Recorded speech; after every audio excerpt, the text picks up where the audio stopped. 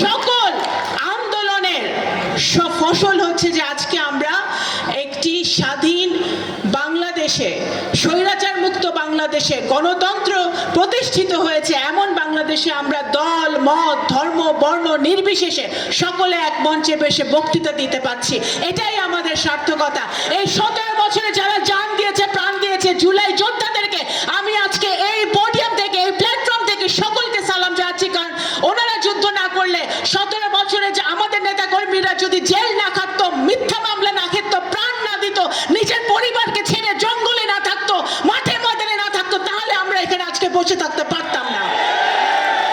সুতরাং প্রত্যেকটা নেতা কর্মীকে আমি আজকে স্মরণ করি।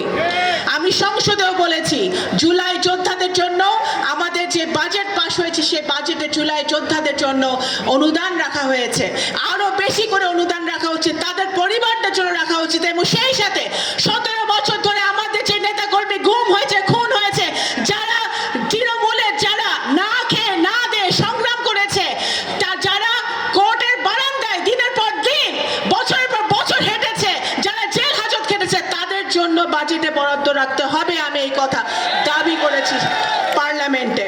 টেকনিকে পাশ হয়েছে, মাননীয় প্রধানমন্ত্রী সেটা অনুমতি দিয়েছে, পদ্মা ব্যারেজ হবে। আমাদের বাংলাদেশের যে পানির সমস্যা, সেই পানির সমস্যা সমাধান করতে হলে আপনারা ইতিমধ্যে ওনার পিতার মতো শহীদ রাষ্ট্রপতি জিয়াউর রহমানের মতো জনাব তারেক রহমান খাল খনন কর্মসূচি সারা বাংলাদেশে শুরু করেছে। সেই জন্যে আমাদের পানির সমস্যা সমাধানের জন্য পদ্মা ব্যারেজ হবে। আমাদের পানির সমস্যা সমাধানের জন্য যে কোনো মূল্যে তিস্তা এবং ফরিদপুর পৌরসভাকে সিটি কর্পোরেশনে পরিণত করা। বর্তমানে মাননীয় প্রধানমন্ত্রী নির্বাচনের আগে যখন বিশাল জনসভা এসেছিলেন রাজেন্দ্র কলেজের মাঠে, উনি নিজেও সেটা বলে গেছেন। ইনশাল্লাহ আমাদের ফরিদপুরবাসীর নেতৃত্বে, আপনাদের সকলের সহযোগিতায় ফরিদপুরকে বিভাগ ঘোষণা করা হবে এবং সিটি কর্পোরেশনও হবে ইনশাল্লাহ।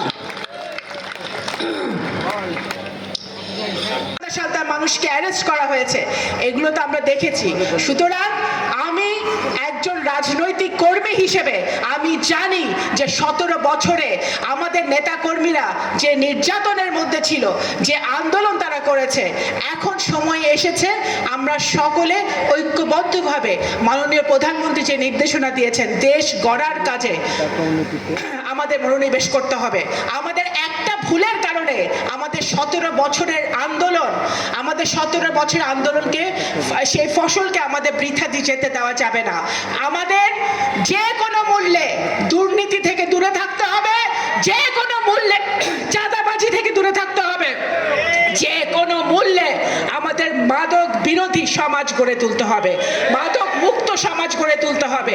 সেই জন্য মাদক মুক্ত, দুর্নীতি মুক্ত, সন্ত্রাস মুক্ত, চাঁদাবাজি মুক্ত সমাজ যদি আমরা গড়তে চাই, আমাদের প্রত্যেকটি বাড়ি থেকে, প্রত্যেকটি ঘর থেকে, প্রত্যেকটি গ্রাম থেকে, প্রত্যেকটি ওয়ার্ড ইউনিয়ন থেকে আমাদের সেই আন্দোলনকে সামাজিক আন্দোলন গড়ে তুলতে হবে। যারা সেই সমস্যার সমাধান হচ্ছে না, তারা পেঁয়াজ অনেকেই দেখা যাচ্ছে তারা ফেলে দিতে হচ্ছে। এই পেঁয়াজ চাষিদের জন্য বর্তমানে কৃষি মন্ত্রণালয় এবং বর্তমান সরকার মাননীয় প্রধানমন্ত্রীর নেতৃত্বে পেঁয়াজকে কিভাবে সংরক্ষণ করা যায় সেটার একটা প্ল্যান আমরা তৈরি করা হয়েছে।